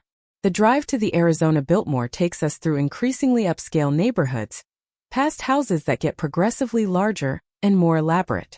The historic resort sits like a jewel in the desert landscape, its distinctive architecture and manicured grounds representing old Phoenix money and tradition. The parking lot is filling up with luxury vehicles, and I spot several that I recognize as belonging to Brennan family members. Elena pulls the Bentley into a spot near the entrance, the car drawing immediate attention from valets and other arriving guests. She turns to me before we get out, her hand finding mine. Last chance to change your mind, she says seriously. We can turn around right now and go home to our kids, order takeout, watch a movie, and let the Brennan family have their party without us. No judgment, no regrets. But I shake my head. We're here. Let's do this. Together. Elena squeezes my hand once, hard, then releases it and opens her door. I follow suit and we meet at the front of the car, her arm slipping through mine as we walk toward the resort entrance. The reception is being held in one of the Biltmore's elegant ballrooms, and we can hear the sounds of conversation and music drifting through the open doors as we approach. A young woman with a clipboard stands at the entrance checking names, and her eyes widen slightly when she sees us. Mr. and Mrs. Thompson, she says, glancing down at her list. Yes, you're on here. Please go right in. There's a slight emphasis on the word yes that suggests our attendance was uncertain, that perhaps there had been discussion about whether we would actually show up. The ballroom is everything I expected from a Brennan family event. Crystal chandeliers cast elegant light over round tables draped in ivory linens. A string quartet plays classical music from a corner stage. Servers circulate with trays of champagne and elaborate hors d'oeuvres. The room is filled with well-dressed people, the cream of Phoenix society mixing with extended Brennan family members in a display of wealth and status that Derek would certainly approve of. Our entrance doesn't go unnoticed. Conversations falter and heads turn as we step into the room, and I can see recognition spreading through the crowd like ripples in water. Some people have clearly seen the video already, and are piecing together that we're the couple from the viral Café confrontation. Others simply recognize us as the family members who have been conspicuously absent from these events for years. The whispers start almost immediately, discreet but unmistakable. Aunt Margaret spots us from across the room and makes her way over with purposeful strides. She's changed into a formal navy gown with understated diamond jewelry, the uniform of Phoenix society matriarchs. Her expression is carefully neutral, revealing nothing of her thoughts as she approaches. Marcus, Elena, she greets us formally. I'm very pleased you decided to attend. She pauses and something that might be genuine emotion flickers across her face. It means a great deal to see you here. To the family. To me. She gestures toward a table near the front. I've reserved seats for you at our family table. I hope you'll join us. It's a significant gesture, placing us at the family table rather than relegating us to some distant corner. A public statement about our place in the Brennan hierarchy that everyone in the room will notice and interpret. Elena and I exchange glances, and she gives a small nod. Thank you, Margaret, I say carefully. We'd be happy to join you. Aunt Margaret's shoulders relax slightly, as if she'd been braced for rejection, and she leads us through the crowd toward the designated table. People part to let us pass, and I feel the weight of their attention, their curiosity, their judgment. But with Elena beside me, it feels manageable. More than manageable. Almost empowering. Derek and Patricia are already seated at the family table, and Derek's expression when he sees us approach is complicated. There's embarrassment, certainly, but also what might be grudging respect, and underneath it all, the lingering resentment of someone who has been forced to acknowledge a reality he'd rather deny. Patricia looks like she's been crying. Her makeup carefully reapplied but not quite hiding the evidence of tears. Uncle Robert stands when we reach the table, a gesture of formal respect that surprises me. "Marcus, Elena," he says gruffly. "Glad you could make it." His tone is awkward, uncertain, as if he's not quite sure how to interact with us now that the family dynamics have shifted so dramatically.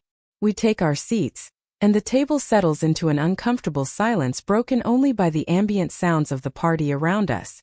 A server appears with champagne, and Elena accepts a glass while I do the vaguely as a distant cousin approaches our table with visible hesitation.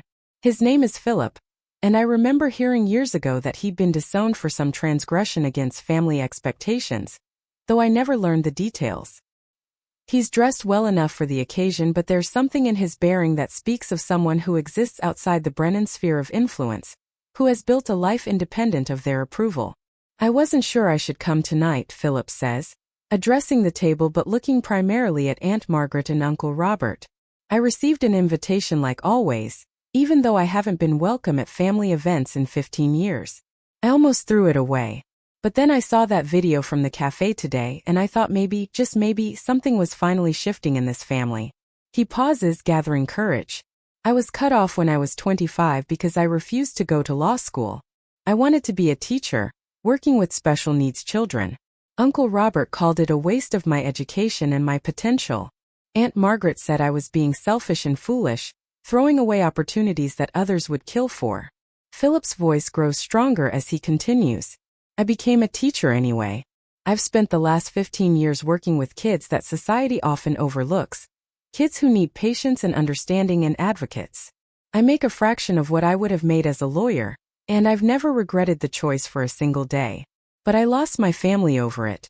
Lost connections to cousins I grew up with, lost invitations to gatherings, lost the safety net that comes with being part of the Brennan network. And the hardest part wasn't the financial loss or even the social isolation. It was knowing that my family valued their idea of success more than they valued me as a person." Elena's grip on my hand tightens as we listen, and I see tears running down Jennifer's face.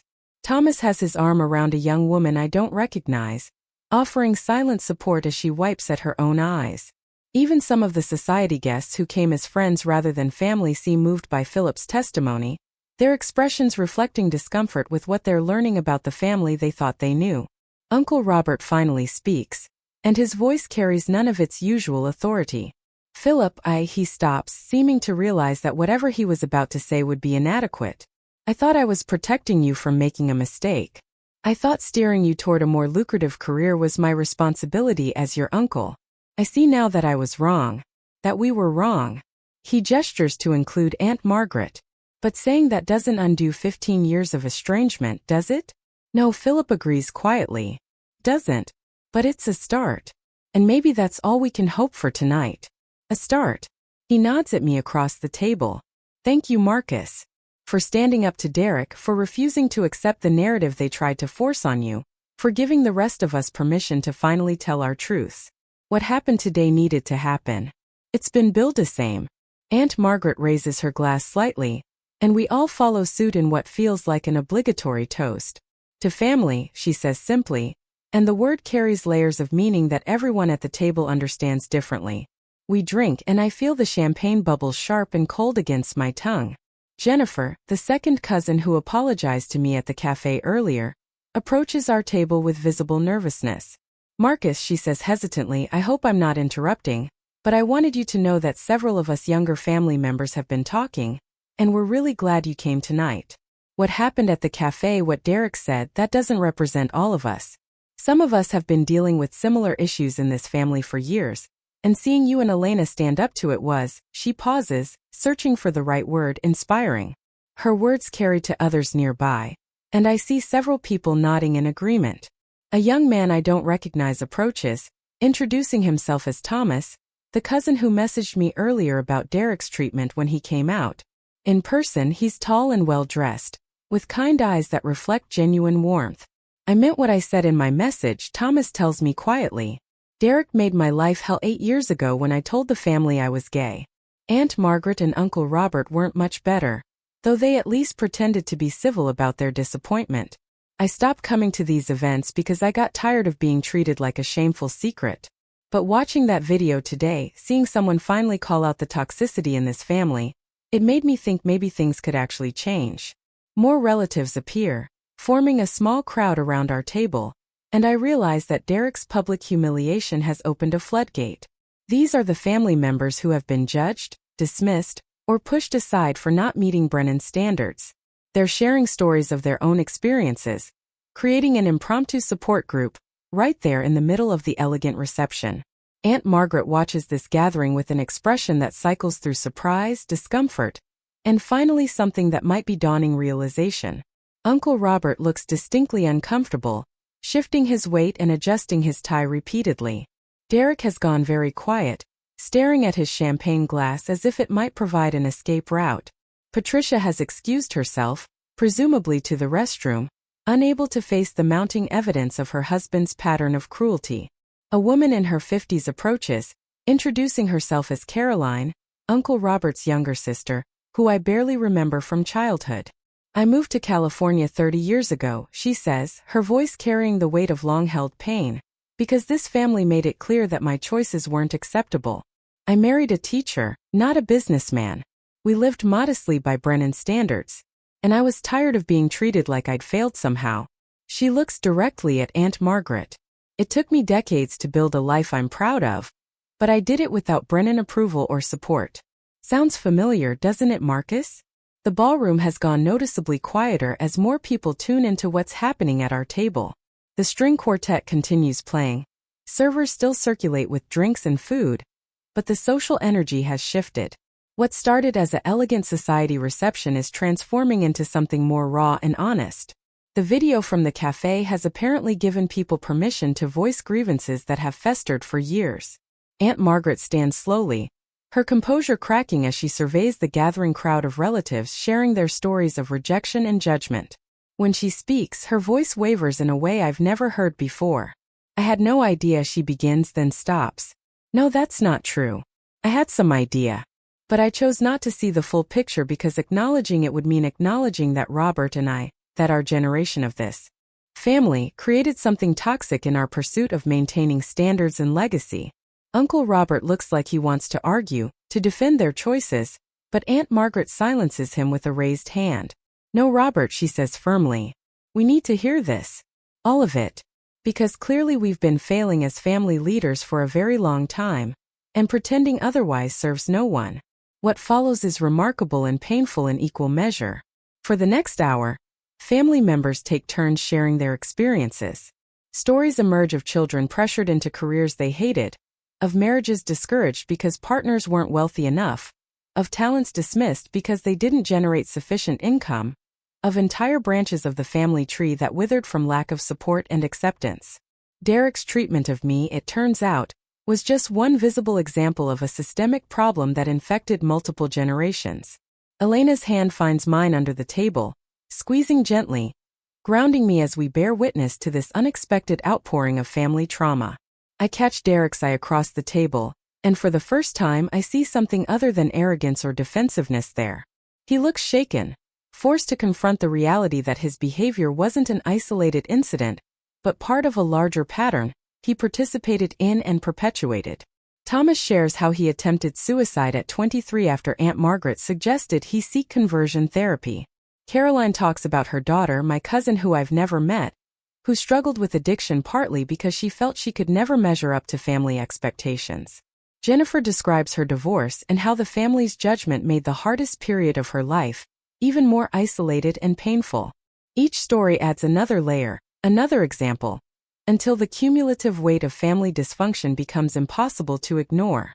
The ballroom feels different now, charged with an energy that has nothing to do with celebration, and everything to do with the kind of reckoning that happens when truth finally breaks through decades of carefully maintained pretense.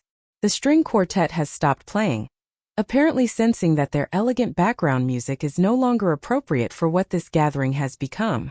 Servers hover uncertainly at the edges of the room, unclear whether they should continue their rounds or retreat entirely. The Phoenix Society elite who came expecting a standard Brennan family event are witnessing something far more raw and authentic than anything their social calendars typically offer. Aunt Margaret has sunk back into her chair, and for the first time in my memory, she looks her age. The imperious bearing that usually defines her presence has crumbled, leaving behind a woman confronting the legacy she's helped create. Uncle Robert stands behind her chair with his hands gripping the back, his knuckles white with tension as he listens to family member after family member describe the wounds inflicted by Brennan family standards and expectations. A middle-aged man I recognizing for years. Derek has been silent through all of this, his face a mask that reveals nothing of his internal processing.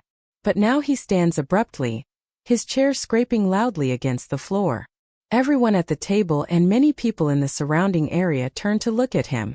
Patricia has returned from the restroom and hovers near the table, uncertain whether to sit or remain standing.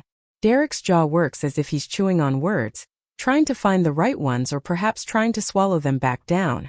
"I need to say something," Derek announces, and his voice is rough with emotion I've never heard from him before. "I've been sitting here listening to all of you share your stories, and every single one feels like an indictment. Not just of Mom and Dad, though they certainly have accountability here, but of me. Of the way I've treated people, the judgments I've made, the standards I've used to measure worth." He looks directly at me. "Marcus, what I did to you today at the cafe wasn't an aberration. It was consistent with how I've treated you for years.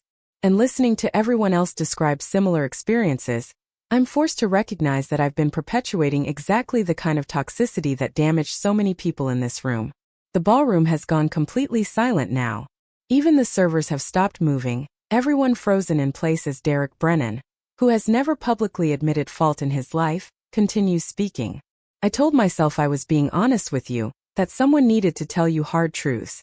But the reality is I needed you to fail because your success threatened my sense of superiority. Every time you accomplish something without family support or resources, it undermined the narrative I'd built about what made someone worthy. And so I moved the goalposts, found new ways to diminish your achievements, told myself stories about how you were just lucky, or that your success wouldn't last." Patricia makes a small sound, and when Derek glances at her, there's pain in his expression. "Patricia and I have built our entire marriage around image and status. We perform our perfect life on social media. We curate every interaction to reinforce our position in the social hierarchy. And we've taught our own children that success is measured by wealth and status symbols, rather than character or contribution." Listening to Philip talk about finding meaning in his work with special needs children, I realized my own kids couldn't tell you anything meaningful about what I actually do all day. They know I make money and that money buys things, but they have no concept of purpose or service or building something that matters beyond a bank balance. Aunt Margaret is openly crying now, tears running down her face in a way that seems to shock everyone who knows her. She reaches for Derek's hand, and he takes it, father and son connected in shared recognition of harm done. Uncle Robert has moved to stand beside his wife, his own eyes suspiciously bright, his typical stoicism cracking under the weight of collective testimony. Derek turns to address the room at large, including the society guests who have inadvertently become witnesses to this family reckoning. "A lot of you saw that video from the cafe today. It's probably why some of you are here tonight, curiosity about the family drama playing out in public. And I'm sure it's entertaining in a way, watching wealthy people confront their dysfunction. But I want you to understand something. What happened today at Porter's Corner Café was just the visible tip of a much larger problem. The Brennan family has spent generations valuing the wrong things, measuring people by the wrong metrics, and creating an environment where love was conditional on meeting arbitrary standards of success." He looks at Thomas. "We drove you to attempt suicide because we couldn't accept who you are. At Philip, we cut you off for choosing meaningful work over lucrative work. At Jennifer, we isolated you when you needed support, because divorce didn't fit our perfect family image. At Caroline, we pushed you to move across the country because your choices made us uncomfortable. And at Marcus," his voice breaking slightly, "we spent a decade trying to prove you made a mistake by leaving, never once considering that maybe you were right to walk away from something that wasn't healthy." The silence that follows is profound, broken only by the sound of someone sobbing quietly and the ambient noise of the resort beyond the ballroom walls.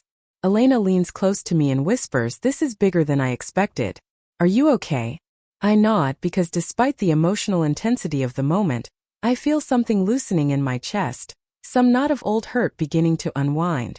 A waiter tentatively approaches Aunt Margaret to ask if dinner should be served, and she waves him away with a trembling hand. No one is thinking about food right now. What's happening in this room is far more important than the elaborate meal that was planned. This is the kind of conversation that should have happened years ago, that might have prevented decades of pain if anyone had been brave enough to initiate it. Thomas stands and addresses the room, his voice steady despite the emotion clearly visible on his face. I want to thank Marcus and Elena for what happened today, because even though it was painful to watch, it cracked something open that needed to break. But I also want to say something to Derek, to Aunt Margaret and Uncle Robert, to all of us. We can't undo the past. Philip can't get back 15 years of family connection. I can't erase the trauma of being rejected at my most vulnerable. Jennifer can't reclaim the support she needed during her divorce. Marcus can't recover the decade he spent being undermined and dismissed. But what we can do is decide how we move forward from here. He looks at Derek directly. Your apology at the cafe today was forced, extracted under pressure from Elena. But what you just said now, that felt real. That felt like genuine recognition of harm done. And I think everyone in this room who has been hurt by this family's dysfunction deserves to know whether this is a momentary awareness brought on by public embarrassment, or whether you're actually committed to doing the work to change. It's a fair challenge, delivered without malice but with absolute clarity. Derek nods slowly, seeming to understand that words alone are insufficient at this point. I don't know how to prove commitment, he admits. I can say I'm committed to changing, but you're right that words are cheap, especially coming from someone who has spent years using words to tear people down. So maybe what I need to do is listen more and talk less. Maybe I need to actually learn who all of you are rather than who I assumed you were based on your bank balances or career choices or lifestyle decisions. Patricia steps forward then, her carefully maintained influencer composure completely abandoned. She looks fragile and real in a way I've never seen her appear in person, or on her highly curated social media feeds. I need to apologize too, she says quietly. I've been complicit in everything Derek just described. I've judged people based on superficial markers of success. I've performed my perfect life online while ignoring the shallow foundation it was built on. And I've taught my own children that appearance matters more than authenticity. She looks at Elena. When you stood up for Marcus today, when you dismantled our entire narrative with such clarity and strength, part of me was humiliated. But a bigger part of me was envious. Envious that you have a real partnership built on genuine respect and support, while Derek and I have a performance built on maintaining an image. Elena regards Patricia with an expression that's hard to read. Somewhere between sympathy and skepticism. It takes courage to admit that, she says carefully. But Patricia, you can't just acknowledge the problem and expect everything to be fixed. Building an authentic life, an authentic relationship, that takes sustained effort. It means making different choices consistently over time, not just having a moment of clarity at a family event. I know, Patricia responds, and there's a desperate quality to her voice now. I know it's not that simple, but I'm drowning in the life we've created, constantly performing, constantly curating, constantly afraid that people will see through the perfect exterior to the emptiness underneath. And watching my children start to replicate those patterns, start to value things over people, start to measure their worth by likes and follows rather than genuine connection, it terrifies me. The vulnerability in her admission seems to shift something in the room. Several other people, family members and society guests alike, are nodding as if recognizing their own struggles in Patricia's confession. The pressure to perform perfection, to maintain images, to meet external standards of success while ignoring internal measures of meaning and fulfillment. These aren't just Brennan family problems. They're endemic to a certain class and culture, and Patricia's honesty about her struggles gives others permission to acknowledge their own. A woman I don't recognize approaches our table, introducing herself as Amanda Whitmore, a friend of Aunt Margaret's and apparently a prominent figure in Phoenix society. I've been listening to everything said here tonight, she begins, her cultured voice carrying across the now silent room. And I think what's happening is important beyond just the Brennan family. Many of us in this room, myself included, have participated in creating a social environment where worth is measured by wealth, where success is defined by status symbols, where authenticity is sacrificed for appearance. And we've hurt people in the process, including our own children and ourselves. She looks at Aunt Margaret with something like compassion. Margaret, you and Robert didn't create this value system alone. You were products of it yourselves, raised in a generation where these standards were the norm. But that doesn't absolve you of responsibility for how you've applied those standards to your family. It just means the problem is bigger and more entrenched than any single family's dysfunction. She turns to address the room at large. I propose we use this moment as a catalyst for broader reflection. Not just about the Brennan family, but about how all of us measure success, define worth, and treat people whose choices differ from our expectations. The suggestion hangs in the air, and I see people exchanging glances, some nodding thoughtfully while others look uncomfortable with the idea of extending this reckoning beyond its current scope. But Amanda's point is valid. The values that created the Brennan family's toxicity aren't unique to them. They're reflected throughout Phoenix's upper social circles, throughout corporate culture, throughout a society that often equates net worth with human worth. Aunt Margaret has composed herself enough to speak again, though her voice remains unsteady. Amanda is right, she says. Robert and I were raised with these values and we passed them on without questioning whether they were healthy or right. We measured our children's success by external markers because those were the markers we were taught to value. And when family members chose different paths, we saw it as rejection rather than simply different choices. She looks at me. Marcus, when you left the family business, I took it personally. I thought you were saying our way of life wasn't good enough for you. It never occurred to me that you might just be choosing your own path, that your choices weren't about us at all. That's exactly it, I say, speaking up for the first time in this extended conversation. When I walked away, it wasn't because I thought the family business was wrong or bad. It was because I needed to build something of my own, to test myself without the safety net, to prove to myself that I could succeed or fail on my own merits. And when the family interpreted that as rejection, when Derek turned it into a decade-long campaign to prove I'd made a mistake, it hurt. But it also clarified something important. I realized I didn't need family approval to feel successful because I was defining success on my own terms. Elena adds her perspective. What drew me to Marcus wasn't his bank account or his professional status. It was his character, his work ethic, his willingness to take risks for things he believed in. When we met, he was still building Vertex Digital Solutions, still figuring things out, still struggling in some ways. But I could see the quality of person he was, the way he treated people, the integrity he brought to his work. Those things mattered more to me than whether he had a trust fund or drove the right car or belonged to the right clubs. She looks at Derek and Patricia. You spent today's confrontation at the cafe trying to use my supposed dissatisfaction with Marcus as a weapon against him. You assumed I must regret marrying someone who didn't meet Brennan's standards of success. But the truth is, I've never regretted my choice for a single moment. Marcus is a better partner, a better father, and a better human being than most of the wealthy men I could have married. And our marriage works because it's built on genuine respect and partnership, not on performing an image for others. The words land with impact and I see several people react visibly. Patricia looks stricken, forced to confront the contrast between Elena's authentic praise of me and her own earlier confession about the emptiness of her performed perfection. Derek has the expression of someone reassessing fundamental assumptions about what makes a successful marriage or a successful life. Uncle Robert clears his throat, and when he speaks, his usual commanding tone is absent, replaced with something more tentative. I spent 40 years building Callahan Capital, he says. I built it into one of the most respected financial firms in the Southwest. I made a lot of money, created jobs, helped clients build wealth. And I was proud of that. I still am in some ways. But listening to all of this tonight, I'm forced to ask what I sacrificed in the process. He looks at Derek. I pressured you into the family business, never asked if it was what you actually wanted. At Philip, I cut you off for choosing a career I deemed unworthy, never considered that you might find more meaning in your work than I ever found in mine. At Caroline, I made you feel unwelcome because your life didn't match my vision of what success should look like. He pauses, struggling with emotion. And Marcus, I stood by that window at the cafe today and watched Derek tear you apart. And I did nothing because some part of me still thought you'd made the wrong choice 10 years ago. I thought you'd thrown away opportunity, turned your back on advantages. But you built something substantial anyway. You built a successful company, a strong marriage, a family.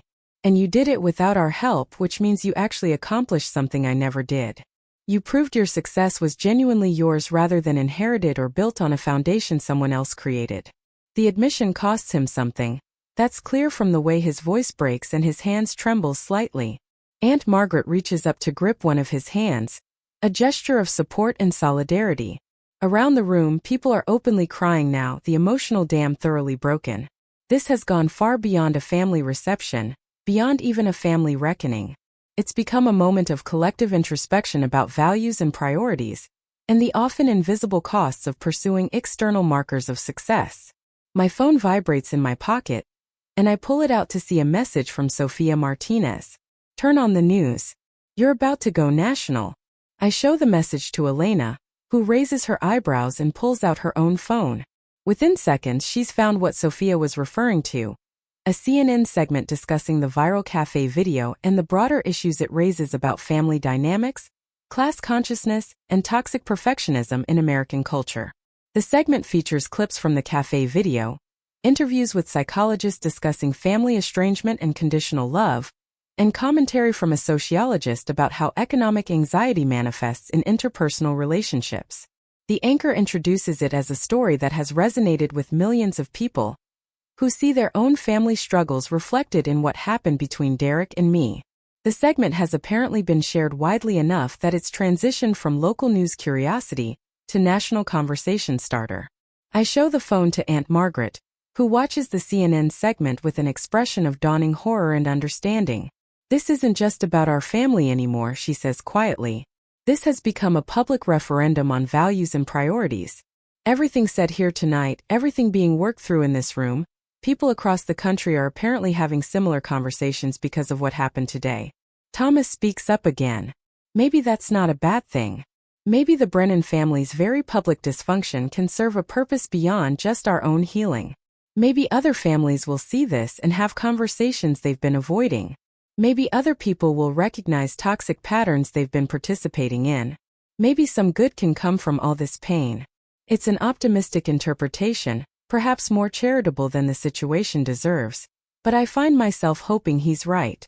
If our family's messy confrontation can spark healthier conversations in other families, if the viral video can help people recognize and challenge toxic values in their own lives, then maybe the public humiliation and uncomfortable reckoning will have served a larger purpose.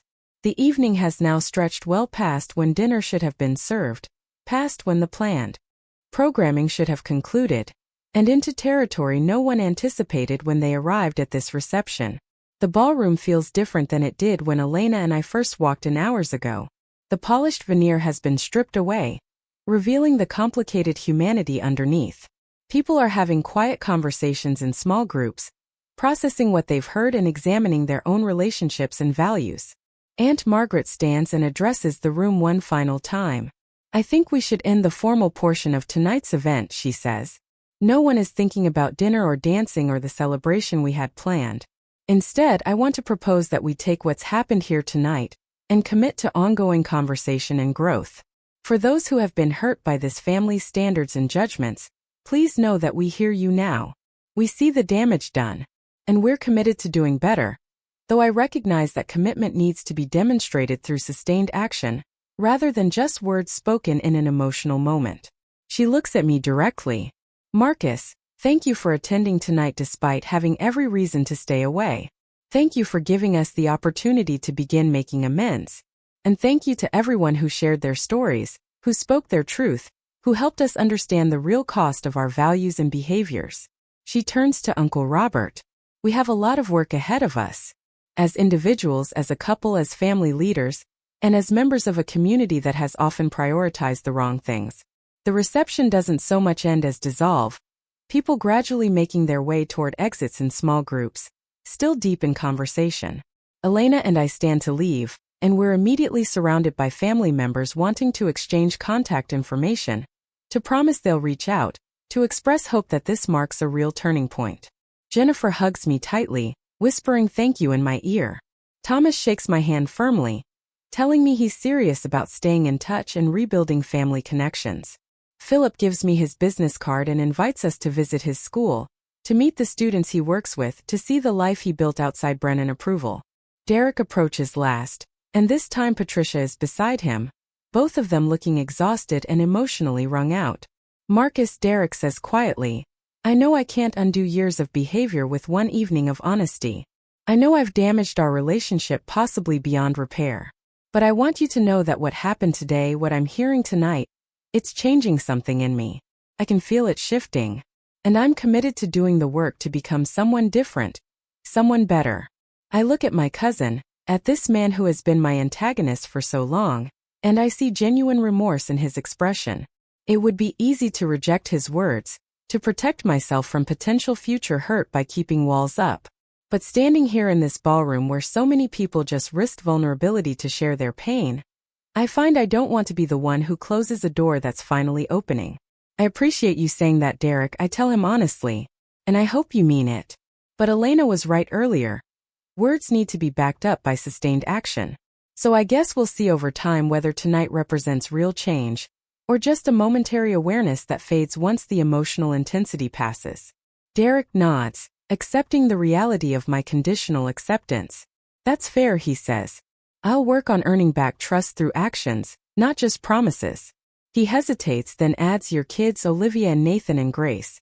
I've never really spent time with them. Never made an effort to be a real uncle. If you'd be willing, I'd like to change that too. The request surprises me, but I see the sincerity in it. We'll see, I say again, non-committal but not dismissive. One step at a time, Derek. Let's start with you following through on your commitment to change, and we can talk about expanding family relationships from there. Elena and I finally make our way out of the ballroom and into the warm desert night. The valet brings the Bentley around, and we slip inside the quiet luxury of the car. Neither of us speaks for several minutes as Elena navigates out of the resort grounds and onto the main road heading toward home. The silence isn't uncomfortable but contemplative, both of us processing the extraordinary evening. That was intense, Elena finally says, stating what might be the understatement of the year. When we decided to attend tonight, I didn't expect it to turn into a multi-hour family therapy session witnessed by half of Phoenix society. I laugh, the sound releasing some of the tension still lingering in my body. Neither did I. But I think it needed to happen. Maybe not exactly like that, maybe not quite so publicly, but something had to break open that family's denial about their toxicity. And as uncomfortable as it was, I'm glad we were there. Glad we didn't let Derek's Café performance be the last word. Elena reaches over to squeeze my hand, her eyes still on the road. I'm proud of you, she says quietly, for going tonight even though it was hard. For listening to everyone's stories with empathy. For giving Derek room to apologize without letting him off the hook completely. You handled all of that with so much grace. Her words warm something in my chest, that recognition from the person whose opinion matters most. We drive through familiar neighborhoods, past houses lit up against the night sky, past restaurants where people laugh over late dinners completely unaware that our whole family structure just shifted fundamentally.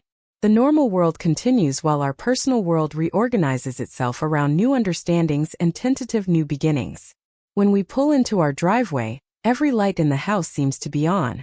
Through the windows I can see movement, and my heart speeds up with parental concern until I realize it's just Mrs. Chan moving around the living room. We enter through the front door to find our babysitter sitting on the couch with her knitting, completely calm. How were they? Elena asks immediately. Any problems? Mrs. Chan shakes her head with a smile. Angels as always, she reports. Nathan tried to negotiate for extra screen time but accepted no gracefully. Olivia read for an hour before bed. And Grace went down without any fuss after her bedtime story. They asked about you a few times but settled when I told them you'd be home soon. Relief floods through me. No matter how significant tonight's events were in terms of family dynamics and personal growth, what matters most is that our children are safe and happy. We thank Mrs. Chan and see her out. Then Elena and I climb the stairs to check on our kids. We move quietly through their rooms, adjusting blankets and retrieving stuffed animals that have fallen on floors. Olivia sleeps sprawled across her bed, around him. Grace clutches her rabbit, her face peaceful in sleep. Standing in the doorway of Grace's room, Elena leans against me, and I wrap my arm around her waist. This is what matters, she whispers. This right here. Not Derek's approval or Aunt Margaret's standards or Uncle Robert's definition of success. Our family, healthy and whole and built on actual love, rather than conditional acceptance. We make our way to our own bedroom, both of us exhausted from the emotional intensity of the day. As we get ready for bed, my phone continues buzzing with notifications, The viral video apparently still gaining traction, but I silence it and set it aside. Tomorrow will bring whatever it brings, more media attention or family conversations or public commentary. But tonight I'm done processing, done analyzing, done reliving the cafe confrontation and the reception reckoning. Elena and I lie in bed in the darkness, her head on my chest, my arms around her. We don't talk about what happened today or what might happen tomorrow. We just breathe together in the quiet, grateful for each other, for our children, for the life we've built that doesn't require external validation to feel complete. Eventually her breathing deepens into sleep, and I follow shortly after, more at peace than I've been in years despite or perhaps because of the day's upheavals. The next morning arrives with Arizona sunshine streaming through our bedroom windows. I wake to find Elena already up, the smell of coffee drifting from downstairs along with the sounds of children's voices. I pull on comfortable clothes and make my way down to find my entire family gathered in the kitchen. Olivia is setting the table with serious concentration, Nathan is helping Elena with pancakes, and Grace is arranging fruit on plates with artistic dedication. "Morning, Daddy." Olivia greets me cheerfully. "Mommy says we're having special family breakfast because yesterday was a big day." Nathan abandons his pancake duty to run over and hug my legs. "Did you have fun at the grown-up party?" he asks. "Was there good food? Did you dance?" The questions are so normal, so innocent. Such a stark contrast to the heavy emotional work of last night that I find myself smiling. "It was interesting, buddy," I tell him honestly. "There was supposed to be good food but we talked instead. And no dancing, just lots of important conversations." "Were people nice to you this time?" Olivia asks with the directness that 8-year-olds excel at. She's clearly remembering the cafe incident, even if she didn't fully understand it. I kneel down to her level. "Yes, sweetheart," I tell her. "People were much nicer. Uncle Derek apologized for the mean things he said. And a lot of family members we haven't seen in a while told us they want to spend more time together." "That's good," she says seriously. "Because families should be nice to each other. That's what you and Mommy always tell us." I pull her into a hug, overwhelmed by her simple wisdom. "You're absolutely right," I confirm. "Families should be nice to each other. And when they're not, they should apologize and try to do better." We settle around the table for breakfast, and as I watch my children eat and laugh and argue over the last strawberry, I feel profoundly grateful for this moment, this morning, this life. Whatever happens next with the Brennan family, whether Derek's commitment to change proves genuine or fades with time, whether tonight's reckoning leads to sustained growth or just temporary awareness, none of it can touch what we have here. This is real. This is solid. This is built on a foundation that can't be shaken by others' judgments or shifting family dynamics. My phone sits silent on the counter, and I make no move to check it. Let the world have its opinions about our viral moment. Let the media dissect family dysfunction and toxic values. Let the Brennan family do whatever work they choose to do or not do. Here in this kitchen, with syrup-sticky children and coffee shared with my wife and morning sunlight painting everything gold, I have everything that actually matters. Up next, you've got 2 more standout stories right on your screen. If this one hit the mark, you won't want to pass these up. Just click and check them out.